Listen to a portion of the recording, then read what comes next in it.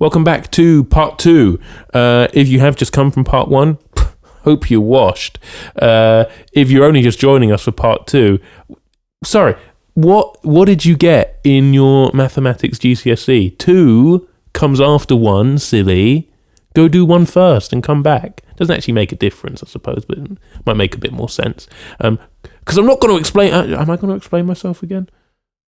We find a new way to do this spiel every time. We do. It very much amuses me. It's Whiteboard Game. We give each other music. We're talking about stuff we've listened to recently. We give each other extracts. We try and guess. That's about it. So, without further ado... Here we go. We are on to Chris's number 6. This was another lady. And I once again, for the 3rd time today, reached into my female knowledge to try and pull out a name. I really had to sort of tense, deep into the female knowledge.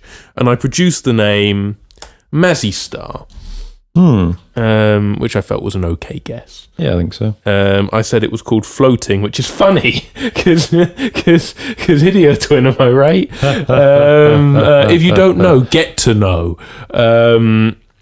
I said 1998. I said chamber pop / dream pop because it was a bit dreamy. Yeah. It was. Yeah. Sorry, let me decide how many points I'm going to give you. I'm going to give you 2. 700. There you go. Okay, just 2. You can only get a maximum of 4. Not if I'm nice. I can't give out so many bonus points. This is by. I think it's unlikely you'll know who the artist is. Well, even with my advanced female knowledge. I mean, it can only be so advanced, It is an artist called Julee Cruz. She is not part of my female knowledge. Julie spelled with 2 E's as opposed to IE. Julee. Interesting. It is called Floating. Come on. Really, music said sophisti-pop, but I don't really like the term sophisti-pop. It's hierarchical, it sucks, and it needs to burn. Ambient pop is also what I said. But I'll give you dream pop. It's associated with dream pop. Thank you very much. 1989 was when it came out. So if you just switch some numbers in your number guess, you would have got it. How was I to know? Now, this is off an album of hers called Floating Into the Night. It's a very, very highly respected ambient pop and dream pop album. However, I don't think she wrote any of it. Oh, crazy. It was written and produced by a couple of chaps. One of them is called Angelo Badalamenti. And the other one is David Lynch. Yes. I thought that's where that was going. Yes. Do you know the Twin Peaks theme? Like the intro theme? I think I do, because mainly I haven't listened to the soundtrack, nor have I watched the show, which are 2 things I do really want to do. But I've listened to Shushu plays the music of Twin Peaks. Oh, nice. Because they love David Lynch. They love David Lynch. Doesn't surprise me. So I think I do know it, yeah. Yeah. So this is the first track off of her album. The second track is called Falling. And Falling is used as the Twin Peaks theme. Crazy, wow. So I think from looking at the credits, the whole album is, as I say, created by Angelo Badalamenti and David Lynch. Angelo Badalamenti obviously being an accomplished composer. Yes. And I want to say David Lynch wrote the lyrics for the songs. What a guy, man. Yeah, very talented creator. What a guy. But that's not to take away from, Julee Cruz's beautiful contribution to the album. Vocally, absolutely. She's got a very sweet, subtle, maybe coy as well, voice. It really matches the atmosphere of what Angelo and David are putting down, mad respect. People have sort of described this album as being quite surreal, and I completely get that. There's some like actual jump scares on the album. Fantastic. Which, I mean, come on, David Lynch has had a hand in making this. There's going to be some jump scares. There's going to be some spooky moments. This album really gripped me from the first listen. I thought it was incredibly unique. Really a great soundscape. Really interesting atmosphere. When I think of like ambient pop, it's an interesting term. But I think that this really fits it and fits the album. As I say, incredibly well regarded and well respected as an album. As I say, this track in particular is the intro track. I think it fits the vibe very well because you've got these sort of quite lounge, jazzy chords played by these horns that play, but they don't really feel like they're set amongst the foundations of anything recognizable. The rest of the background instrumentation is very ethereal and quite sort of spooky, almost a bit limbo-y, perhaps. And that adds to the surrealness that they're going for. It's very clever. I don't have a load to say. Maybe I'll use another extract in a game at some point. But yeah, I found this in the same way that I found some of the others. I think I had like a dream pop Spotify playlist that I listened to, and this was suggested, and I thought, oh, this is really cool. I really like this. I'm going to look it up. Oh, it's really, really well regarded. I'm going to listen to it. Oh, now I like it. Yes, now it makes sense. That's the short story. 2 points. Well done. Thank you very much. I've done the very British equivalent of the weird, trippy television show in The Prisoner, which I loved. That was fantastic. I just haven't gotten around to Twin Peaks yet, which I do need and want to, because I like trippy. I like trippy good. Yeah, absolutely. Speaking of trippy, your next one was pretty trippy, pretty weird, pretty mental. You know what? Every single word you just used, yes. And I'm sitting there listening to it going, what can I put as a guess that will suffice as an answer? Have you put someone already?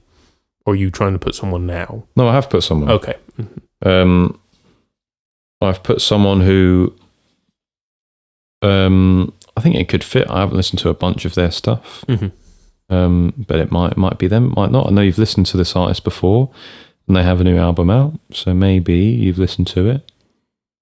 I've guessed underscores because you sort of said hype. Well, I thought it was a bit hyper poppy in a way. It had hyper poppy vibes, and I know that she's played around with that. They, I'm not sure. She said, I can do this, this, and this, and this quite a bit. So I simplified that to I can as a title because I thought that would be interesting. Some of the chords were very weird, so I put avant pop. Yeah, I like that. But I also put hyper pop as well. And 2023, trying to hedge my bets with just about being in the 2026 year range. I'm going to do something unprecedented here. A third, something 0.333. No. I'm going to give you the chance to get another point. And this is not me doing the whole, who else would you have put if you didn't put underscores? This is me saying, if I tell you that you shouldn't think about the voice on this, because it's not the voice. This is someone that I have listened to quite a bit of, but they have written it and then someone else is singing it. Okay. So if you think about the musicality of it and not so much the voice, if you can get it in one, I'll give you the point for the artist. Okay. And this is someone you've spoken about quite a bit. Quite a bit over the Whiteboard Game, yeah. Regular participant is how I would describe them. It's not Peter Gabriel. I was going to say, I'll be a very amusing guess. Not that regular. Tom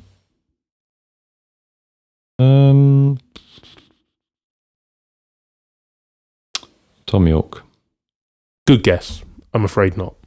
but it's a good guess. This is Shushu. Oh.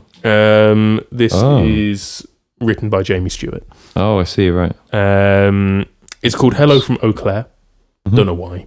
Released in 2006 off the album The Air Force, which it's funny that we're recording this as we're coming up to Holy Week, because the album art is disturbing iconography, basically. It's Jesus looking very sorry for himself in the bleak way that Shushu is often bleak. I've put noise pop. I've given you a point for the genre. Thank you.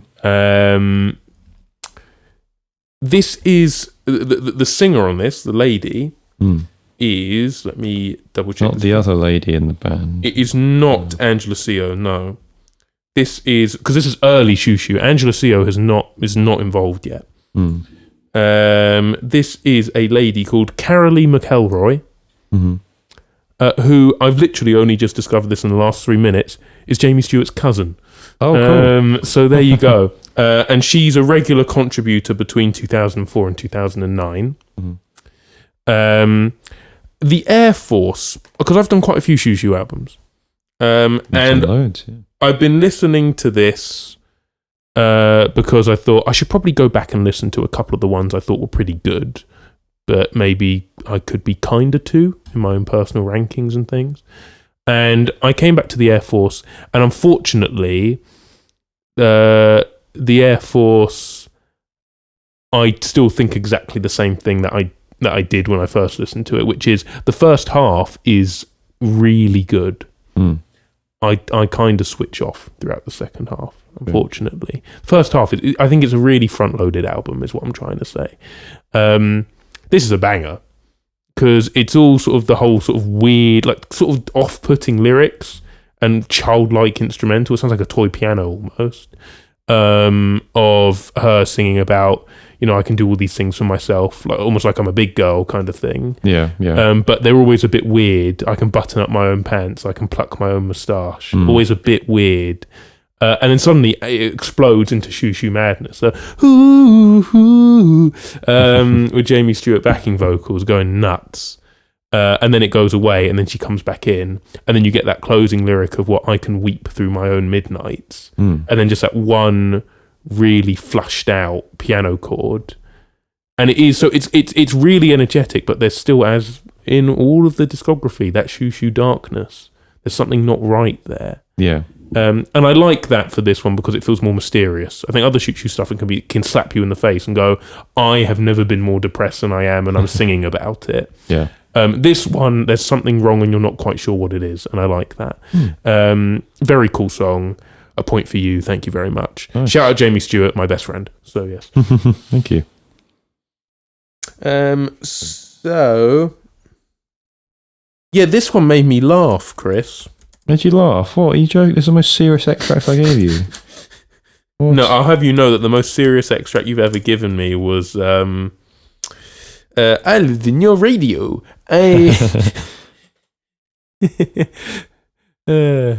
You can't see me.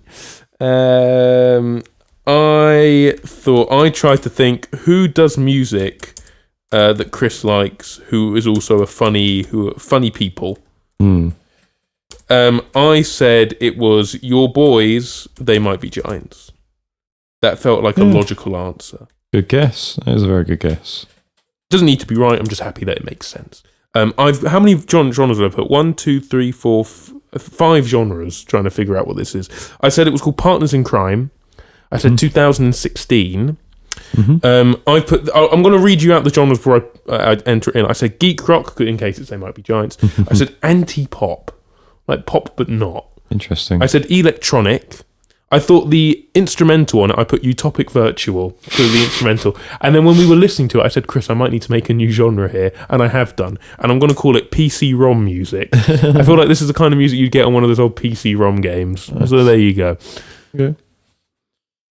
I'll give you... What half points are you on at the moment? I'm on a half. Okay, I'll give you half a point for the answer that you have provided me. Lovely.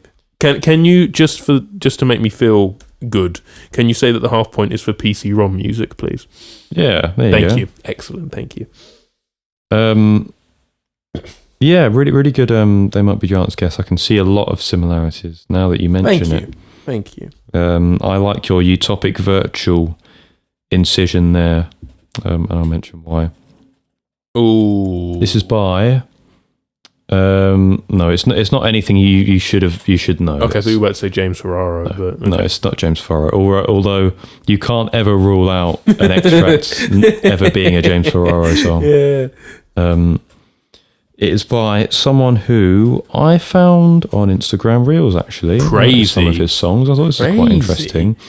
A chap called RayonBase. Maybe it's meant to be Ray on bass, possibly. as in like he's playing bass, but bass is spelled B-A-S-E, so I don't know. And all the words are shoved together. Oh, interesting. Weird name, I don't know. The song is called Young and Free. I put indie-tronica / hypnagogic pop. I think I tried to straddle a lot of lines here, and I'll tell you why. 2022 is when it came out. Now, this is obviously incredibly weird. It's really weird. To the point of where it's a little bit like, is there something deeper going on here? Okay. Is this meant to be like... Oh! Is this meant to be like slightly ironic? Or is it meant to be like, I don't know. And so I'm really trying to straddle a line here because I know very little about this man or the music he makes. Yeah. So if I sit here and go, this is outside of music, I don't know how correct that is in terms of if that's a rude thing to say. Okay. You know, if I say it's very weird in terms of it's so just odd and peculiar, is that a nice thing to say? Because this person might be making the music fully going, you know, hang on, this is the music I want to make. This is exactly there's no irony in it. Yeah, this is completely sincere. You know, I don't know. That's the thing about the internet nowadays, is even though it's so diverse and you can see everyone, you don't know everything about someone. There's always going to be secrets. Write that down. There's always going to be secrets. Write that down. That's a Pavement lyric. I keep my address to myself because we need secrets.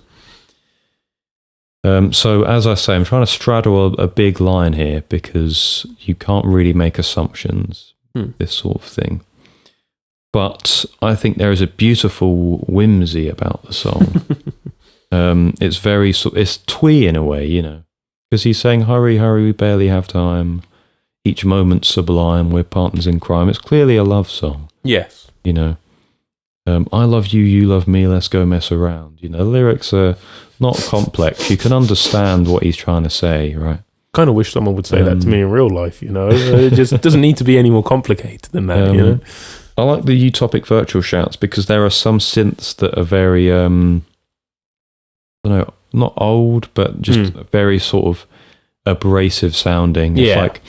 There are times where I'll be flicking through presets in like a plugin or something, and I'm going, "Who's ever going to use this sound? This sound is bad. Like, who uses this?" Oh, people that make utopic virtual music. They use it. RayonBase and James Ferraro. Yes. I think it completely adds to like the weirdness of it. Sort of like weirdcore almost. You know, very great sort of peculiar. Yeah. I just thought it was very ditzy and very, very cute, very interesting. You know, it's stuff you see and you're very fascinated by. You know very little about it. He seems like a very nice chap. I've gone through his comments and he's replying to everyone saying, "Oh, thank you. Glad you like it and stuff." He's not a young chap. He's not. He's an older bloke. Fair play to the guy. I think there's another one of his called I think it's called I Kiss You. Yes, please. See. Can I kiss you? There we go. Yes, please. And I is spelled E-Y-E. Oh. And it goes, K-N, I kiss you, K-N, I kiss you. You say no, you say no, you say no. Aww. It's cool.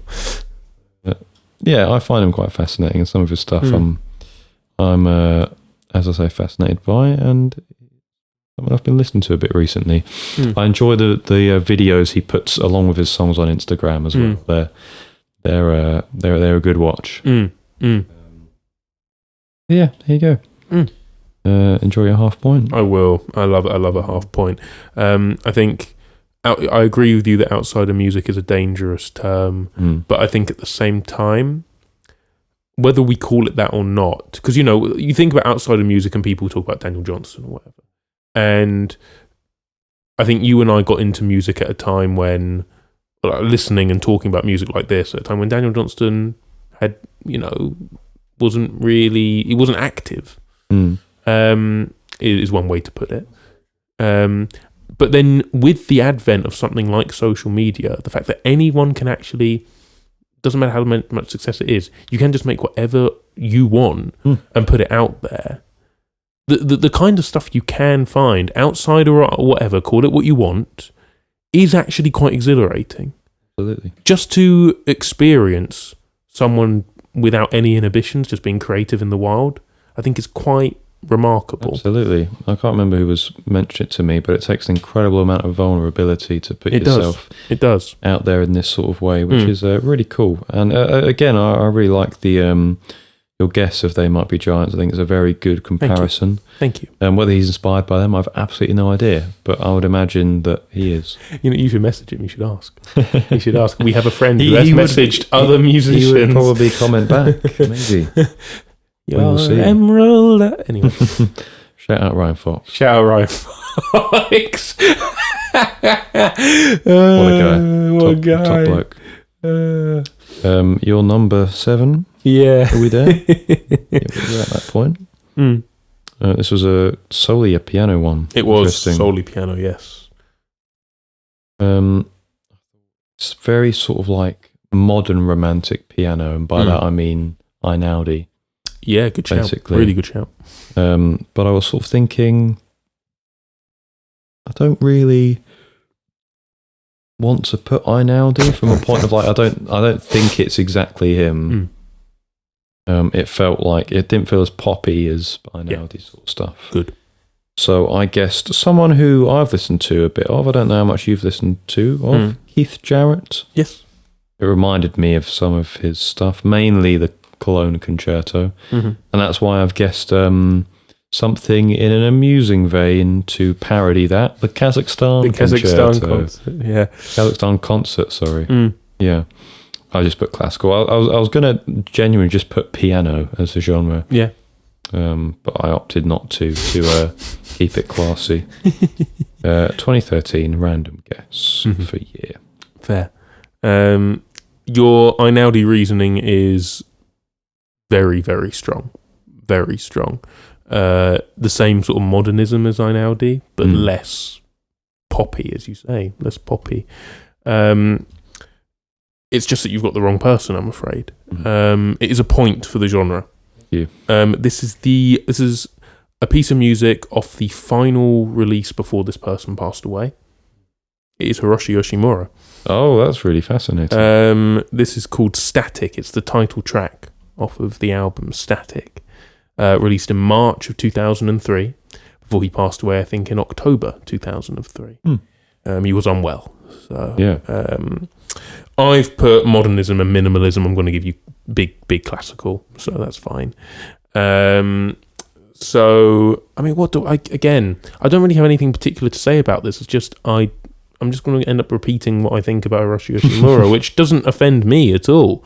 What I can say that's original is that I think the way I've handled the Yoshimura catalogue is the best I've ever handled an artist's catalogue, because I've strategically left still 2 or 3 albums. There are still 2 or 3 that I haven't listened to, because I still want the thrill of coming back to them with gaps in between, as if it's new, as if my favourite composer's just released something new, kind of thing. Because, he's left us for long enough now for me to be fairly convinced that there isn't anything more archival.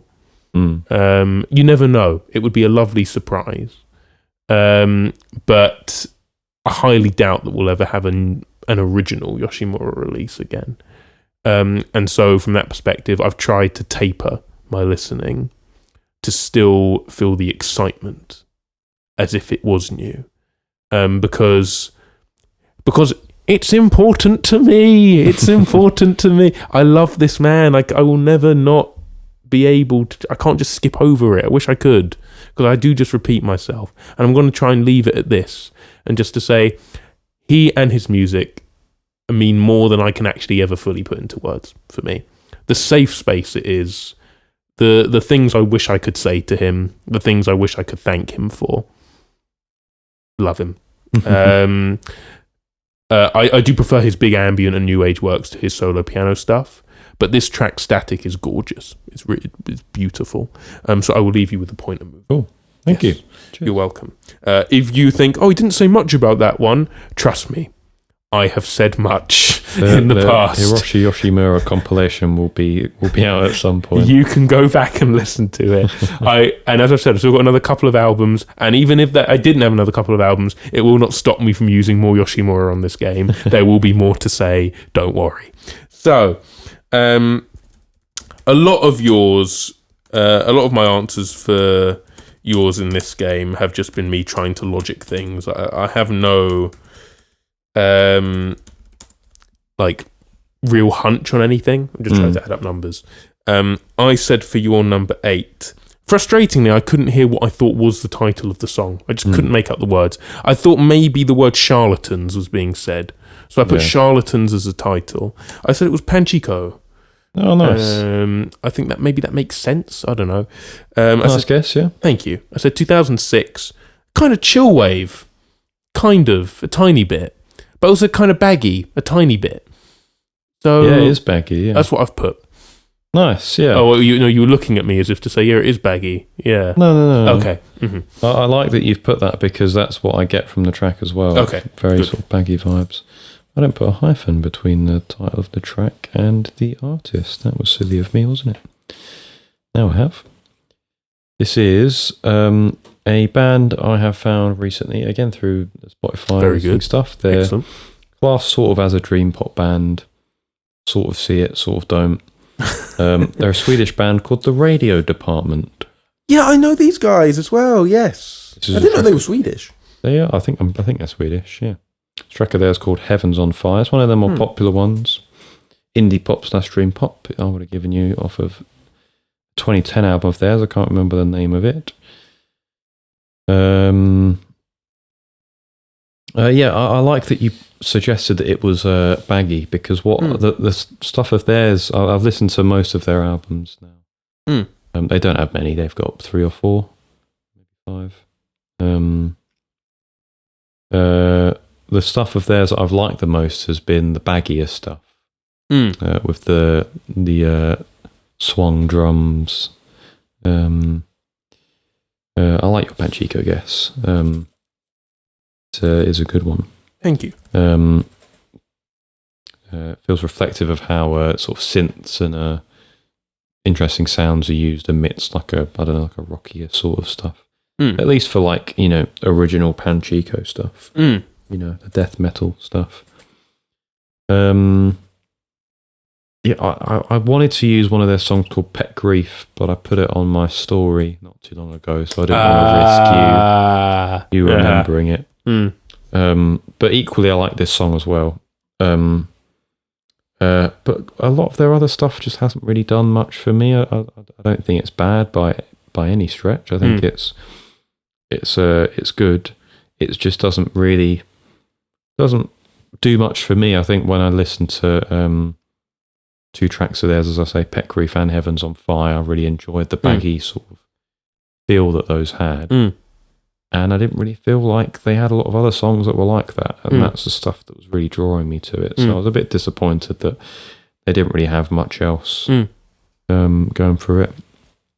I think lyrics-wise, generally, they're not an insanely gripping band. I find that their lyrics, for the most part, can be on the simpler side. Again, that's not a bad thing. But I think, your first listen to a song, you're sort of like, oh, yeah, this is, I like the instrumental. This is really cool. How it sounds. Yeah. And then you go deep and you go, oh, these lyrics really speak to me. This is really nice. And I don't think the lyrics really speak to me. Okay.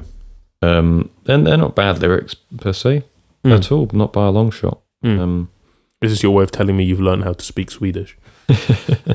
They sing in English. Fortunately for us English listeners.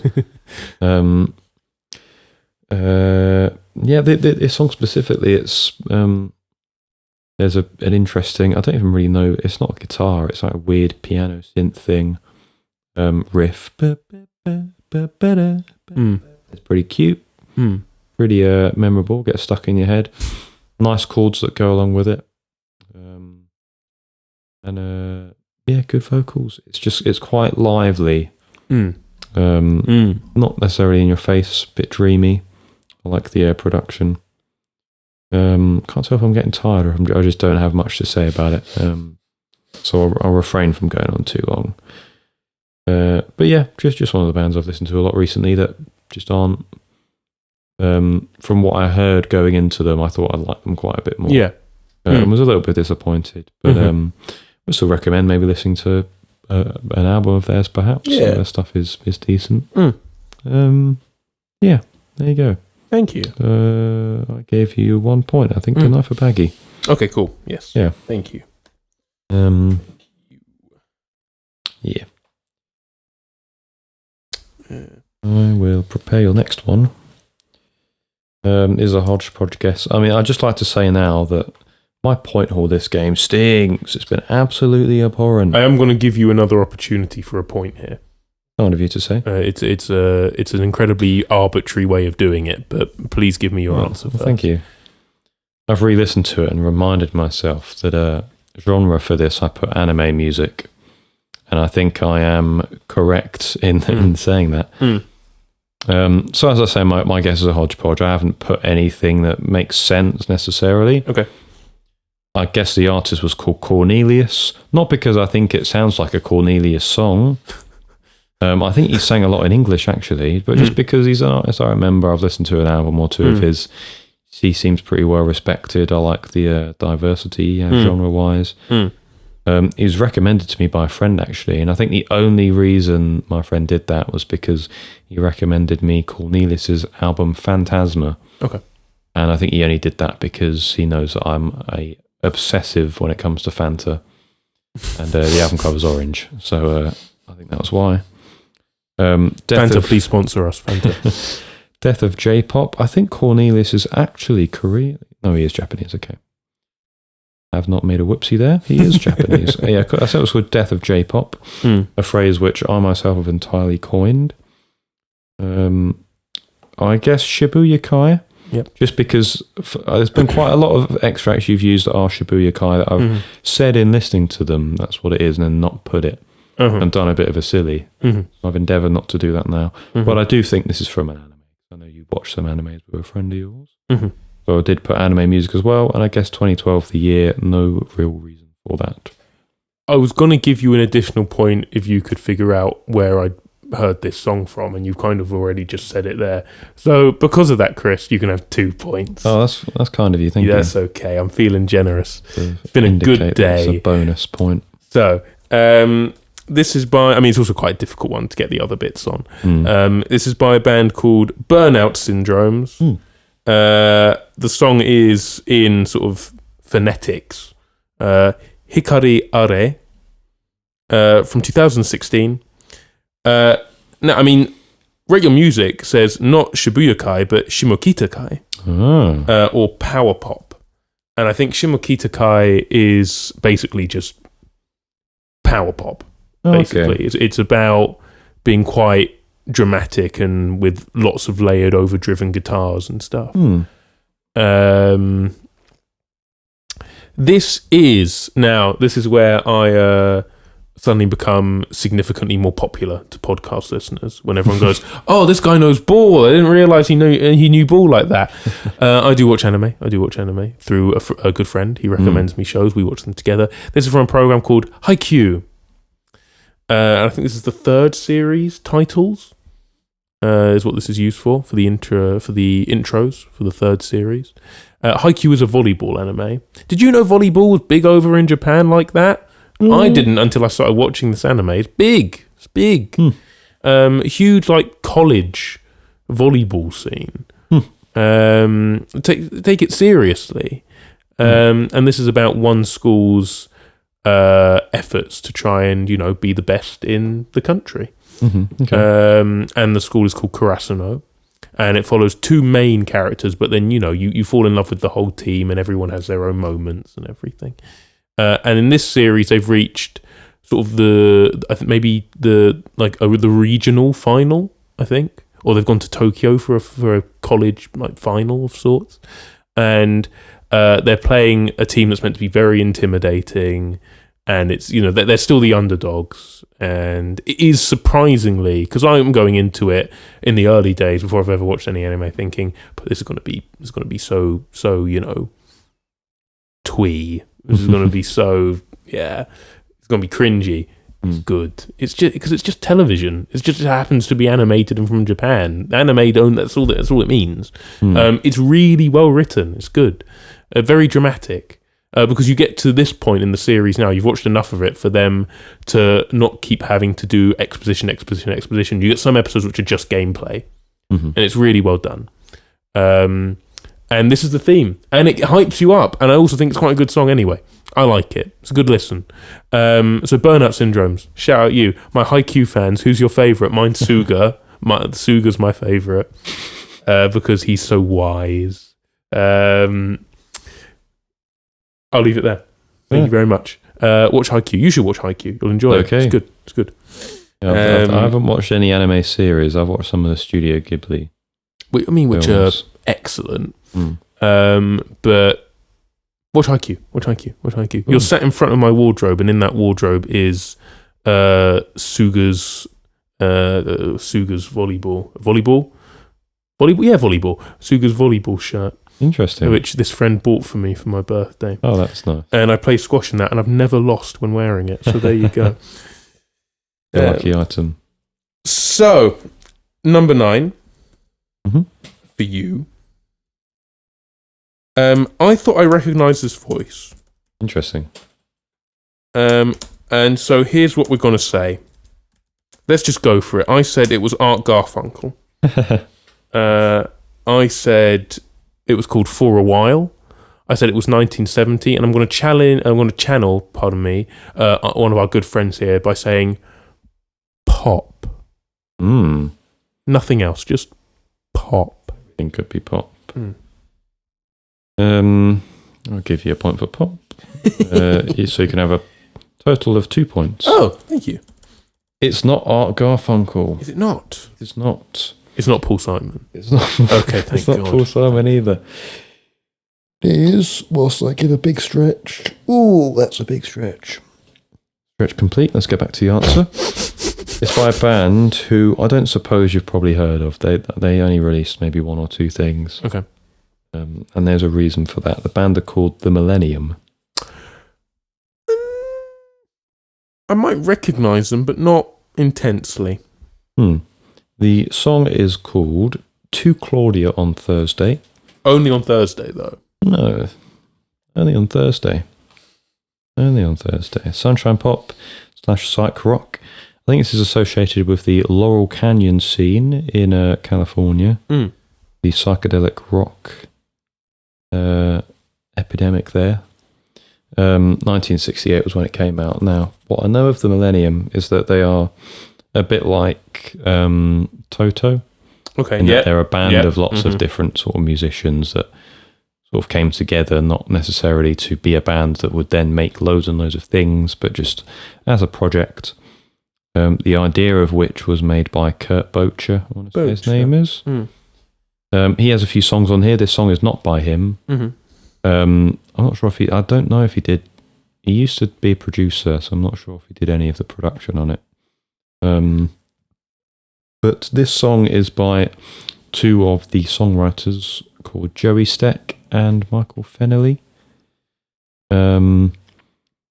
It is upon sort of looking into the album this is off of, which is called Begin, that I noticed that all the ones that I really, really like are by those 2. Cool. Okay. So maybe I'm just a big Joey Steck fan and I never knew. I think once again, another Spotify playlist sort of find. It sort of heard me listening to a good amount of the Beach Boys and suggested some stuff similar. sunshine pop, sort of stuff. So it recommended me a couple, maybe 2 or 3 songs by the Millennium off of this album, and I thought, I like all of these, so I need to listen to the whole album. Think it's really good. Cool. It's a good album, especially for a band who came together without having written together before. Very cohesive, because it feels like all the different songs are written by someone different. They're just very competent musicians. They were, yeah, and that's the thing, is none of them are like massive names that we know now. I don't know if a lot of them had very successful careers beyond the 60s and 70s, which is a bit of a shame, because a lot of them are very good songwriters off of this. Another song I like quite a lot is called 5 a.m, and that's sort of become my unintentional anthem for your wake up, for getting up in the morning. Life doesn't seem to feel the same. But this song in particular, I think, is more of a love song. Just to sort of be like, I don't know, just sort of let me in, I suppose. Let me I don't know, get to know you more. But it's not so much the lyrics that really grip me about it. It's the chords and the riffs. There's a really, really good bass riff on it. I think Joey Steck's vocals are great. It works really well with the instrumental. I find that for all the songs he's written on here, actually, the way that he sings over the instrumentals are really gripping, just very catchy. Just work really well. The song's called I Know, and It Won't Always Be the Same. I think he showcases that very well on as well. I've also noticed that all of those songs, the beat isn't like a backbeat. It's not like a which is sort of used to and stuff. It's 4 on the floor kicks, and you might have some percussion doing some other things. So, for example, in this song, to Claudia on Thursday, it's playing like a bossa nova rhythm. Yeah, lovely. And that's nice. It makes it different. I think it really sort of makes it stand apart from other stuff. Exactly, yeah.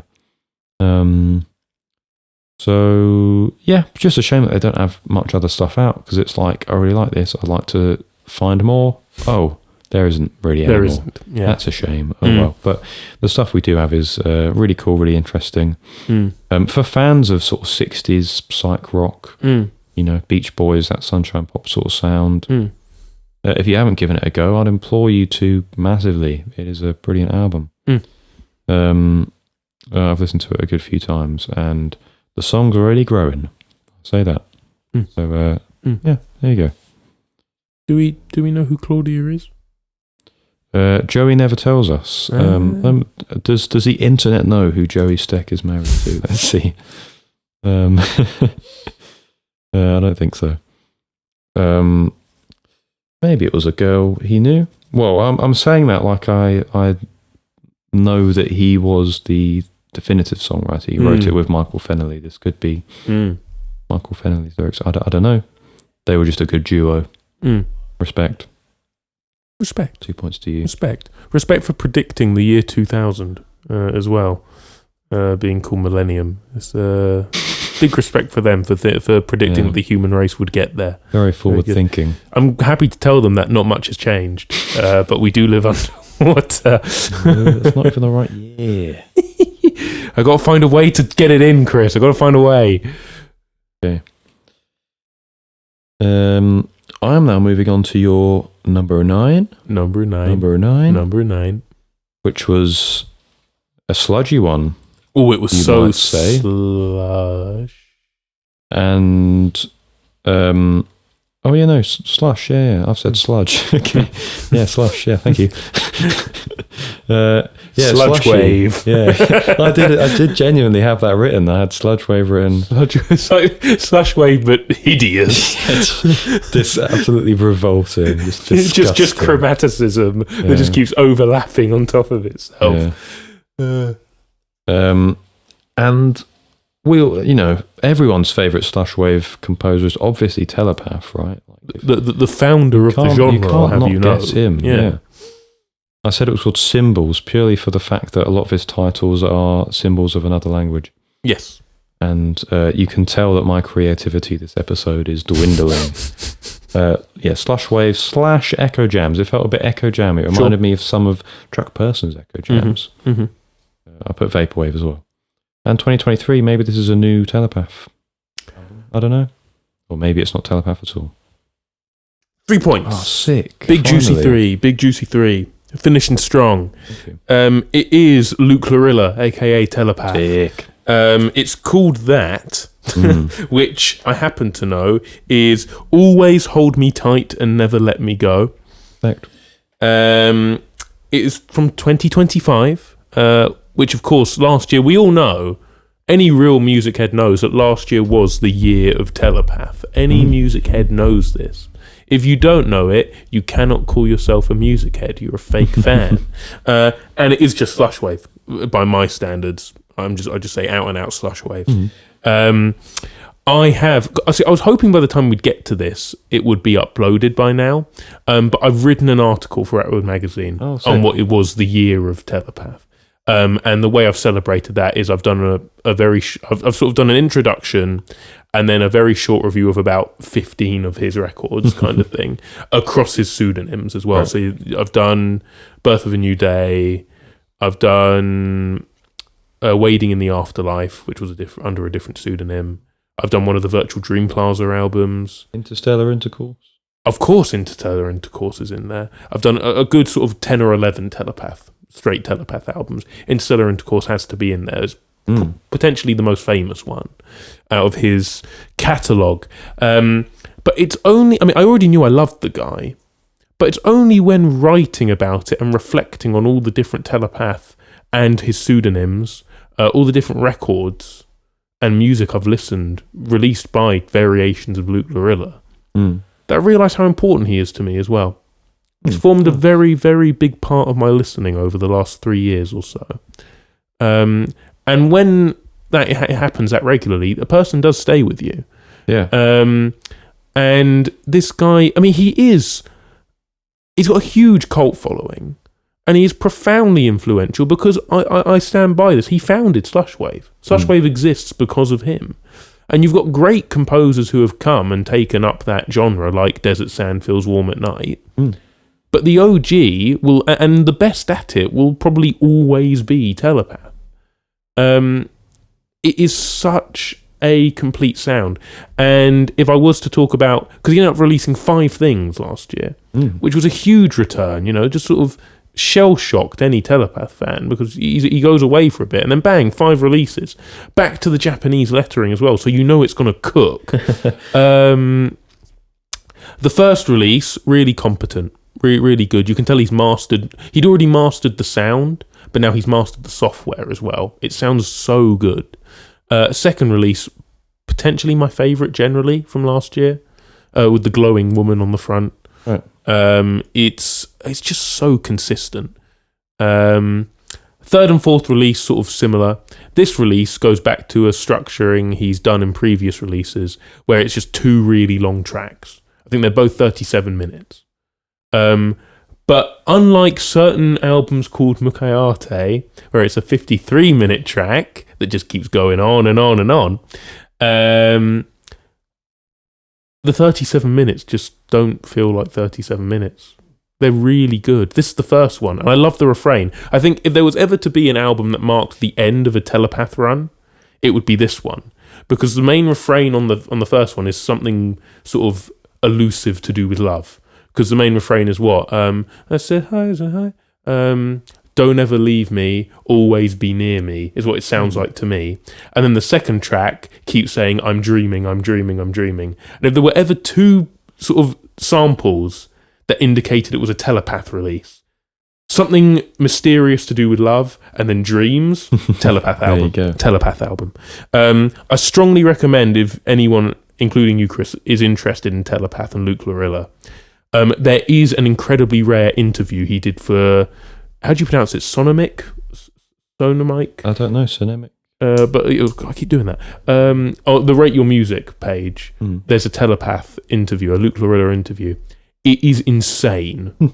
He just, the stuff this man says, I think it's not even that actually no, he could be an alien. I'm convinced when you trademark a genre like this that is so mysterious, and you yourself are so mysterious.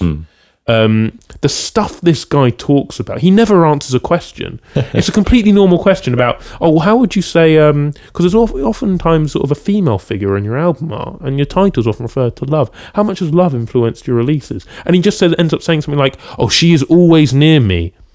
I let her guide me whenever she is near, but it is always a fleeting stay. You too can feel her if you listen close enough. And just like, what are you saying? I love him. I love him. This album is called A Quiet Yet All-Pervasive Love. It's the last one from 2025. This is the first of the 2 tracks on it. Love Telepath, man. It's just writing that I realised how strongly I felt about him. And this time I can say it and mean it. No one is more telepath-pilled than me. I dare you. I dare you. 3 points, Chris. Well done. Thank you. You're welcome. Yes, yeah. I think I do stand as an outlier in the telepath community, in that my favourite telepath album is that one pink one that's really weird, because everyone treats that as the one that we don't talk about, sort of the naughty cousin no one talks about anymore, because it is strange. I am gonna try and stop talking and let you talk to me about this next bit, but of course I need to give you my answer first. This is your final one. I said it was a certain genius that we don't have anymore by the name of Brian Wilson, of the Beach Boys, of course. I said it was called Wonderful. I put 2004, trying to get my years, maybe. I said chamber pop / sunshine pop / baroque pop.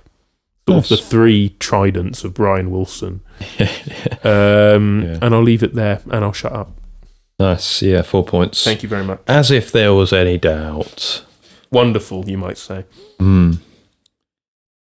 As you said, Brian Wilson, Wonderful. Baroque Pop, 2004 exactly. I am not going to say too much about the album for this guess, because I think we are planning on having maybe like a short bonus episode to speak about the actual album this is off of, because it is off of an album called Brian Wilson Presents Smile. There is also a Beach Boys sort of compilation album called The Smile Sessions. If you didn't know, both are based off of an unreleased album the Beach Boys never put out, which is meant to be the follow-up to Pet Sounds. Never happened. And there is a lot of lore to go with it, and I think hell of a lot of lore. We're both very interested in that, and I think that would make an interesting chat to have over some sort of discussion. So we're going to do that at some point. So I'm not going to say too much about it here. I want to talk more about the track and a little bit about my own researchings into the track and the album as well. I'm currently reading a book by a bloke called David Leaf, who used to work with the Beach Boys. Dream job. Do you know what? I actually, from reading it, I've realised how many of the people that worked with Brian Wilson were just people who went, do you know what? I was just sort of sitting in my room one day, nowhere near California. I was just sitting in my room going, man, I need to meet this guy. So do you know what I did? I went on a trip to California, and I went there to try and find him, and I knocked on his door, and he let me in. And now I'm playing in his backing band. That's just... And it's like, okay, that's cool. But like, how are like 5 of you have the exact same thing? Yeah. Like, how does that actually happen?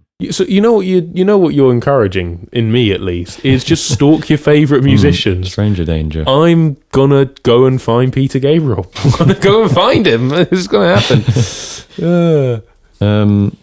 But yeah, it's a really interesting book. I'm learning a lot more about the album itself. This album specifically is a reimagining of Brian Wilson's work with Van Dyke Parks for Smile back in 1967.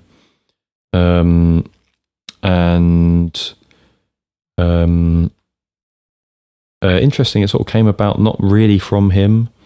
I think there were people in his backing band that had to sort of build him up to that point, because a lot of the people in his backing band absolutely adored Smile and lived up in like the 80s, just sort of enamored by the sort of bootlegs they would have heard of it.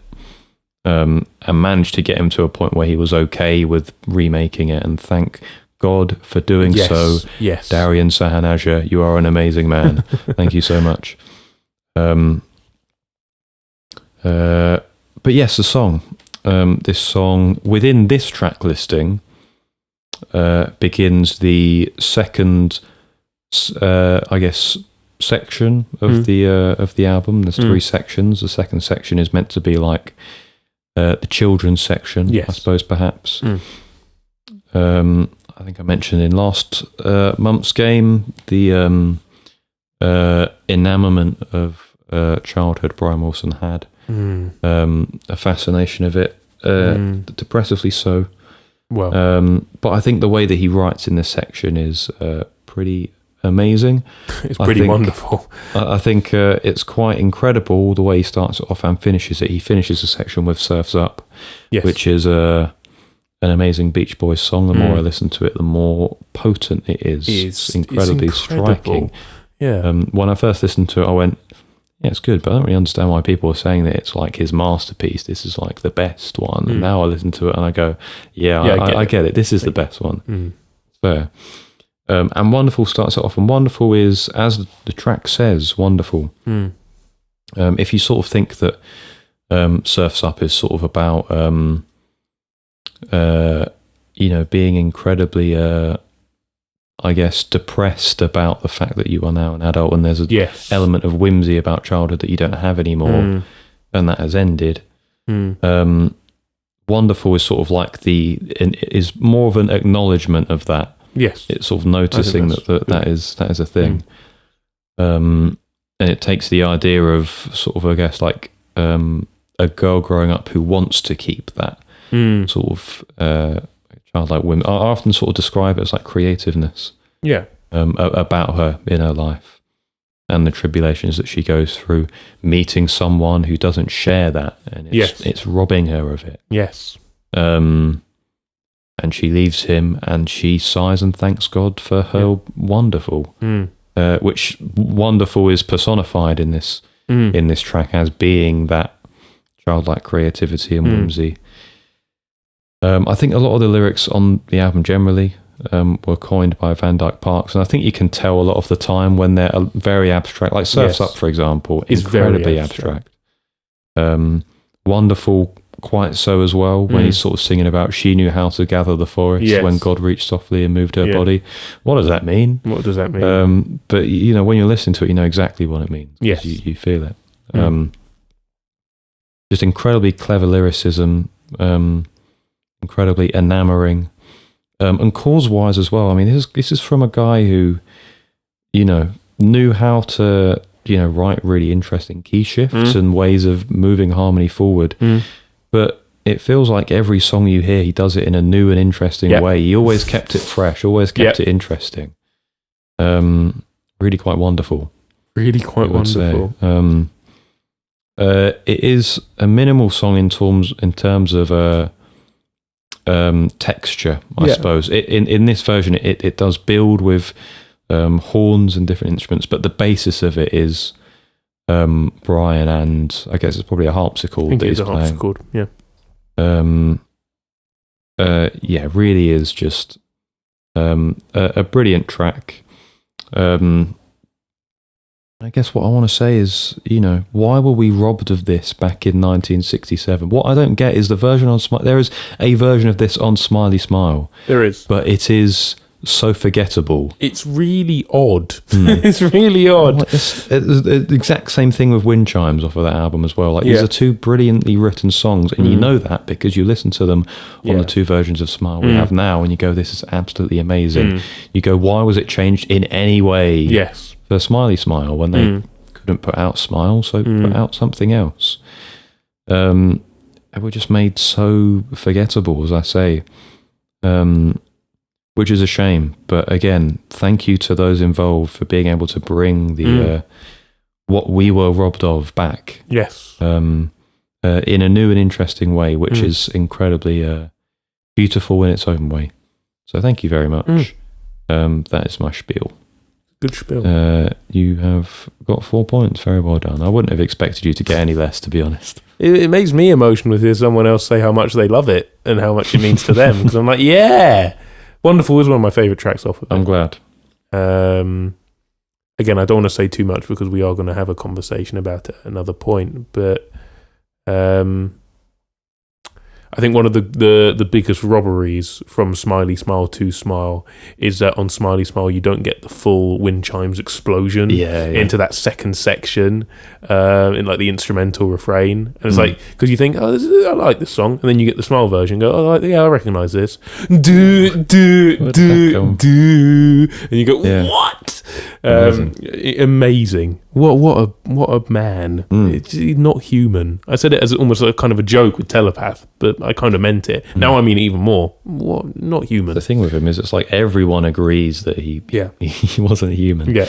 Which is crazy when you think about that. It's so universally agreed that he was a genius. Yes. Very few people can fault that. Special. Incredibly rare. Really special. Your final one. Yes, we're here. The final frontier. We're here at the last one. A very interesting track. Good way of putting it. I really couldn't have a guess, so I've guessed someone who is quite weird in a similar sort of way. There was a lot of vocoders used in this song, which is very interesting because it's a sound which some people might say is dated because it's just sort of very evident when you're using a vocoder. It's a hard thing to use in a new, creative and interesting way, I suppose. But someone I know who played a lot with their vocals electronically is Imogen Heap. Yeah. So there you go. She said, "Oh, Superman." So I guess that was the title of the track. Really didn't know what genre to put. I put psych pop and neo psych. Something psychedelic. It was weird. 2008. One of my friends from work introduced me to a Tiny Desk performance from Imogen Heap where she was showing this glove that she'd made where if she did certain things, it would do certain things to her voice. Incredibly genius, and I might have spoken before about the importance of when you're performing music being...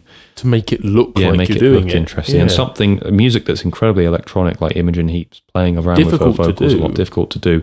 Inventing something that can do that. Yeah. Bonkers. How does she do it? But I mean, it's probably not Imogen Heap. It isn't. But shout out Imogen Heap anyway, because I think she's really cool. Yeah, I think she's really cool. And yeah, I mean, just to have the passion for your own art, to go out of your way to make a magical glove, you know, I think is wonderful. I've actually mentioned this person in this game. You might not remember it because when I mentioned her, you pulled a face, which suggested you hadn't heard of her before. This is a lady by the name of Laurie Anderson. Oh, yeah. And the song is called Oh, Superman. I'm going to give you 2 points. 50 genres. Oh, no, I'm going to give you a point for genre because I just have no idea. I have no idea. Released in 1982. Art pop, spoken word, experimental, minimal synth, post-minimalism, electronic, progressive electronic. I just don't know. I think the craziest thing about this song is the most factual thing, because this was championed by John Peel, a famous DJ. Yeah. And Laurie Anderson wasn't really known outside of the sort of artsy world until John Peel found her music. This song is 8 minutes long, right? It got to number 2 in the UK chart. Is that not insane? This got to number 2 in the UK chart. You listen to it, and I think it's amazing. But you're telling me the general public listened to this and just went, "This deserves to be." This deserves to be up there with who was around in the 80s. I don't know. Duran. Duran Duran. Everyone else. Spandau. That's who I was trying to think of. Duran Duran, Spandau Ballet. OMD. All of them. A Flock of Seagulls. All of them up there. Oh, Superman's 8 minutes. Second in the UK chart. I already knew of Laurie Anderson because she had been a collaborator with Peter Gabriel. She features as a collaborator on So's bonus track, which is This Is the Picture, brackets, Excellent Birds. And then Peter Gabriel returns a favour, and I think the album after this one, he's on there quite a bit as quite a strong collaborator. You hear his vocals and production work quite a bit. This is off an album called Big Science. It's so cool, Chris. This album's so cool. This is the best thing on it. But that's not really saying much because it's a really good album. But it is an unbelievable song because it is such a statement. It is, as we've kind of both said, you said this was very unique, very odd. I've put about 50 genres myself. It is so unique. And it's almost like a performance piece rather than an out-and-out radio-friendly song. I think it's about war and about sort of technology rising up and stuff. Oh, Superman, oh, Judge, oh, Mum and Dad. I think, oh, Judge is what the nation you live in, maybe. Sending you off to war and everything. And it's one of them where I wish I didn't know what the actual meaning was because I had already made my mind up about what it was. And I think that's quite a relatable experience with music. Yeah. But I don't care because I'm still going to treat it how I want to because I see a lot of other people on the internet treat it in the same way. I think this could be, and maybe Laurie Anderson's happy with it being this way as well, I don't know, a really great representation of grief. Oh, Superman, because she keeps talking about her mum. Just over and over and over and over again. And there's this weird, you get these weird spoken word passages where she's not even singing about an answer phone ringing out as if you're trying to call someone, but the phone is just never picked up.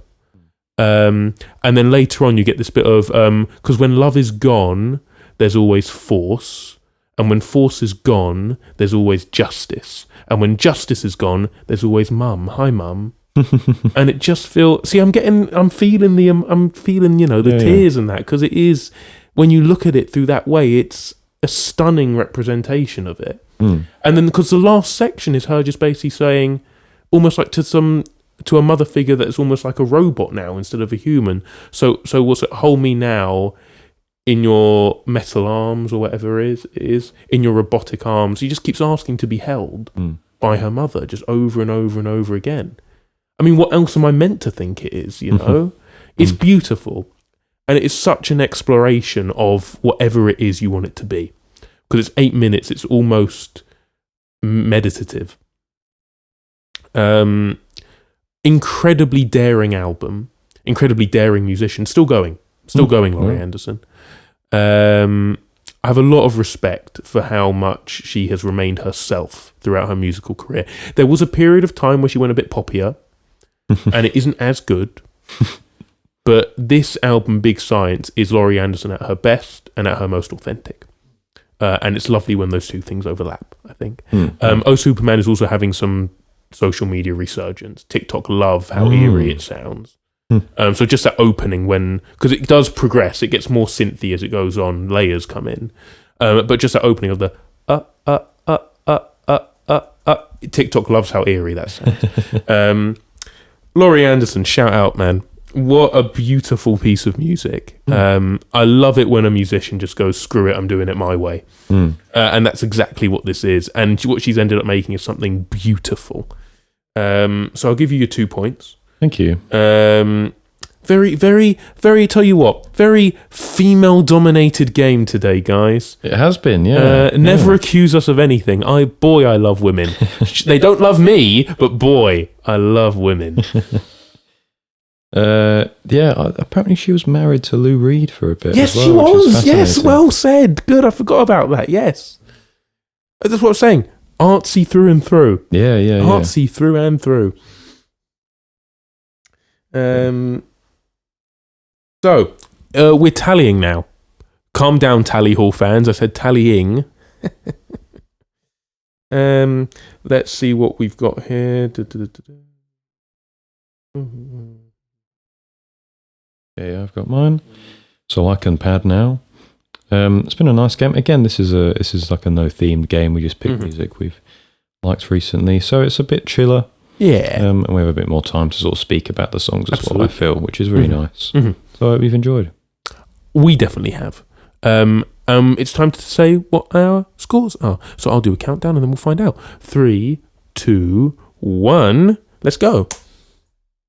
Ooh. Fair play, Chris. Good game. Well played. I scored 21. I got 16. It's a close run thing. You've been on a streak recently. You've been winning quite a few. I think you had been on one. Point, yeah. And so I keep telling myself that, even if it's wrong, to feel less guilty, because I don't like it when it gets one-sided. I don't like it. Which is not to say it is one-sided, because over the years, Chris and I, we bat back and forth. Furthermore, it's not even the point. It's just to share some good music, get talking about it, introduce stuff to each other. Chris and I were going to talk about what we're going to do for the next one. Probably will have a theme. We just need to figure out what it will be. But we hope you've discovered some good music today. Whether it is, was it RayonBase? RayonBase. Whether it is Laurie Anderson, whether it is even more Yola Tengo. I mean, he's mentioned them enough time, guys. They've got to be good enough. Gregory and the Hawk. Meredith, what a voice. If you're thinking, God, how good can her voice be? Go listen to it. Let us know what you thought. We'd love to hear from you with your suggestions, with your anything. Do I have anything more to say? I think so. No. As I said right at the start and throughout, actually, we probably have an EP released at this point. You should listen to it. I think it's quite good. Do you think it's good? Oh, me? Yeah, it's pretty good. It's going He's well. Not sure. Yeah. He's not sure. It's all right. And also, come see us at the Theatre Ship in Canary Wharf on the 31st of July. That's actually a day after my birthday. So if you now don't come, you not only hate the band, but you hate me personally. You are viewing my birthday as a day of no consequence, is what you're suggesting. And even so, you're implying that you'd rather I were dead.